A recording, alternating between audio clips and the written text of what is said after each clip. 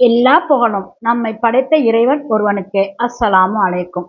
அன்பான என்னுடைய சகோதர சகோதரிகளே, நன்மக்களே, எல்லோரும் நல்லா இருக்கிறீங்களாமா? நம்மை படைத்த இறைவனின் பேரருளால் நாம் அனைவரும் நலமாக இருப்போம். ஆமீன்.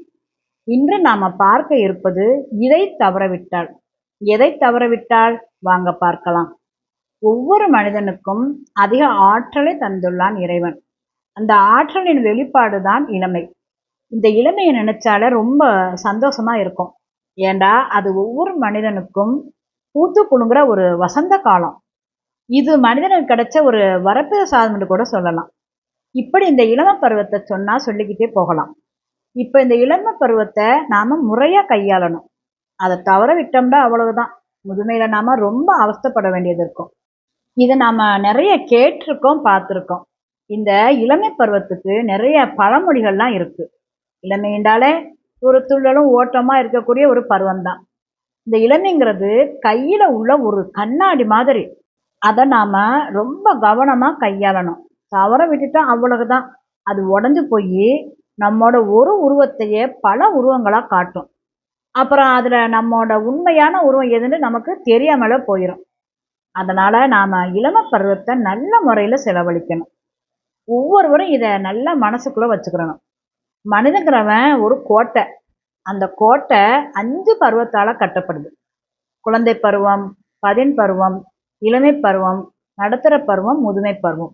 இப்படி இந்த 5 பருவமும் நல்ல முறையில் அமைஞ்சு அந்த பருவத்துக்குரிய வேலையை சரிவர செஞ்சாதான் மனிதங்கிற கோட்டை நல்லா பலமா இருக்கும். இந்த குழந்தை பருவங்கிறது மனிதங்கிற கோட்டைக்கு ஒரு பலமான அஸ்திவாரம். இந்த குழந்தை பருவம் தான் அளவில்லா சந்தோஷத்தை அள்ளித்தரக்கூடியது. அந்த குழந்தை பருவத்தை நிச்சயமா நம்மளால மறக்கவே முடியாது. நாம கூட இப்படி அடிக்கடி வாய்க்குள்ள முணுமுணுச்சுக்கிட்டே இருப்போம். அப்படியே நாம சின்ன பிள்ளையாவே இருந்திருக்கலாம், குழந்தையாவே இருந்திருக்கலாமேன்னு ஏதாவது ஒரு கஷ்டமான சூழ்நிலையில வர்றப்போ நாம இப்படி நினைச்சுக்கிருவோம். நிச்சயமா இப்படி நினைக்காதவங்கள இருக்கவும் மாட்டாங்க. ஏண்டா அது கள்ளங்கபடம் இல்லாத தூய்மையான பருவம். இதுதான் மனிதங்கிற கோட்டைக்கு பலமான அஸ்திவாரம். இப்ப நமக்கு 5 வயசுக்கு அப்புறம் ஓரளவு ஒவ்வொரு விஷயமா ஞாபகத்துல நிக்க ஆரம்பிச்சிடும். அப்படியே கொஞ்சம் கொஞ்சமா ஓரளவு விஷயங்கள்லாம் புரிய ஆரம்பிக்கும். நல்லது எது, கெட்டது எது எல்லாமே ஓரளவு தெரிய ஆரம்பிச்சிடும். இப்படியே மனுஷன் பதின் பருவத்துக்குள்ள காலடி எடுத்து வைக்கிறான். இப்போ மனிதனுக்கு இது கொஞ்சம் சிரமம் தரக்கூடிய பருவம் தான். ஏண்டா இதை 2 கட்டம் வயசுன்னு கூட சொல்லுவாங்க. அவனுக்கு ஒவ்வொரு விஷயமும் புரிஞ்ச மாதிரி இருக்கும், புரியாத மாதிரி இருக்கும், தெரிஞ்ச மாதிரி இருக்கும், தெரியாத மாதிரி இருக்கும்.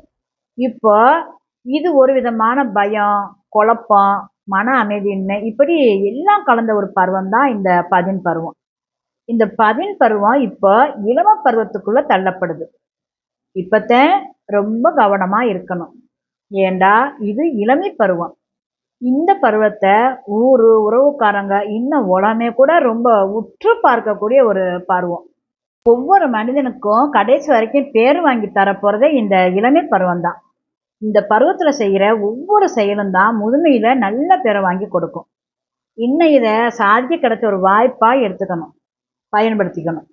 இந்த இளம பருவத்துல என்னென்ன நல்ல விஷயங்கள் செய்ய முடியுமோ அது எல்லாத்தையும் ரொம்ப சந்தோஷமா செஞ்சு முடிச்சிடணும். இன்னும் நிறைய கத்துக்கணும், அதை செயல்படுத்தணும், நிறைய சாதிக்கணும். நேர்மையான வழியில எவ்வளவுக்கு எவ்வளவு நம்மளால பொருள் ஈட்ட முடியுமோ அந்த அளவுக்கு பொருள் ஈட்டிக்கிறணும். இப்படி இந்த இளமை பருவத்துல கடகடன்னு எல்லா நல்ல விஷயத்தையும் செஞ்சு முடிச்சிடணும். ஏண்டா இந்த இளமை பருவங்கிறத பல நல்ல விஷயங்கள் செய்யறதுக்காக மட்டும்தான் இறைவன் தந்திருக்கிறாங்கிறத நல்லா ஞாபகத்துல வச்சுக்கிறணும். நம்மளால எவ்வளவுக்கு எவ்வளவு நல்ல விஷயங்கள் செய்ய முடியுமோ அத்தனை செஞ்சு முடிச்சிடணும். ஏண்டா இந்த இளமை பருவங்கிறது கண்மூடி திறக்கிறதுக்குள்ள ஓடி போயிடும். அப்புறமா நாம எவ்வளவு முயற்சி பண்ணினாலும் இந்த இளமை பருவத்தை திருப்பி கொண்டு வர முடியாது. இதுதான் உண்மை. அதனால இந்த இளமை பருவத்தை கையில இருக்கிற ஒரு கண்ணாடிக்கு உவமையா சொல்லியிருக்காங்க. அதனால இளமை பருவத்தை ரொம்ப நேர்த்தியா, திறமையா, புத்திசாலித்தனமா கையாளணும். இப்போ ஓரளவு எல்லாம் நல்லா செஞ்சு முடிச்சாச்சு. இப்போ இந்த இளமை பருவம் நடுத்தர பருவத்துக்கு தள்ளப்படுது. இப்ப இந்த நடுத்தர பருவம் அப்பாடா அப்படின்னு நின்று கொஞ்சம் மூச்சு விடக்கூடிய ஒரு பருவம். இந்த நடுத்தர பருவம் இப்ப அந்த 3 பருவத்தையும் நினைச்சு பார்க்குது. ஆகா, இவங்கெல்லாம் அவங்கவங்க பணியை நல்லா செஞ்சிருக்காங்க. அதை நம்ம இன்னும் கொஞ்சம் திறம்பட செய்யணும் அப்படின்னு நினைச்சு சந்தோஷப்பட்டு அந்த நடுத்தர வயதுக்கு உண்டான செயல்களை செய்ய ஆரம்பிக்கும். அப்படியே எல்லா நல்ல செயல்களையும் எடுத்துட்டு போய் செயல் வடிவம் கொடுக்க ஆரம்பிக்கும்.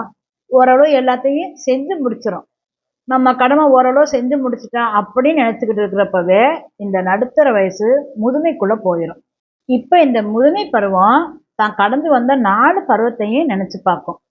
இப்ப இந்த முதுமை பருவம் நினைக்கும். இந்த 4 பருவமும் அவங்கவங்க பருவத்துல அவங்களோட பருவத்துக்குரிய வேலையை ரொம்ப சரியா செஞ்சாங்க. அதனாலதான் முதுமை பருவமாகி நான் ரொம்ப சந்தோஷமா இருக்கிறேன். நாம எங்கே போனாலும் நமக்குரிய கண்ணியம், மரியாதை எல்லாமே தானா தேடி வந்து கிடைக்குது. இப்படி எண்ணி இந்த முதுமை பருவம் ரொம்ப சந்தோஷமா, நிம்மதியா மூச்சு விடும். இன்னும் எல்லாத்துக்கும் மேலா அந்த இளமை பருவத்துக்கு தான் நான் நிறைய நன்றி சொல்லணும். அந்த இளமை பருவம் மட்டும் அதோட கடமையை சரிவர செய்யாம இருந்திருந்தா, முதுமை பருவமாகினா இன்னைக்கு என் நிலைமைய நினைச்சு பார்க்கவே எனக்கு அவ்வளவு பயமா இருக்கு. நாம எல்லோரும் நல்ல செயலை சரிவர செஞ்சதுனால தான் மனிதங்கிற கோட்டை நல்ல பலமா இருக்கு. உயர்வா கம்பீரமா இருக்க முடியுது. இப்படி முதுமை பருவம் நினைச்சு ரொம்ப சந்தோஷப்படும். ஒவ்வொரு பருவத்தையும் அதுக்குண்டான தன்மையோடு சரியான முறையில கையாண்டு நல்ல மனிதர் என்று பெயர் எடுக்க வேண்டும். இது மனிதர்களாகிய எல்லோர் மீதும் கடமை என்று கூறி என்னுடைய இந்த பேச்சை முடித்துக் கொள்கிறேன். மீண்டும் ஒரு செய்தியுடன் உங்களிடம் வருகிறேன். இன்னும் விரிவாக அனைத்தையும் அலசி ஆராய்வோம் இன்ஷா அல்லாஹ்.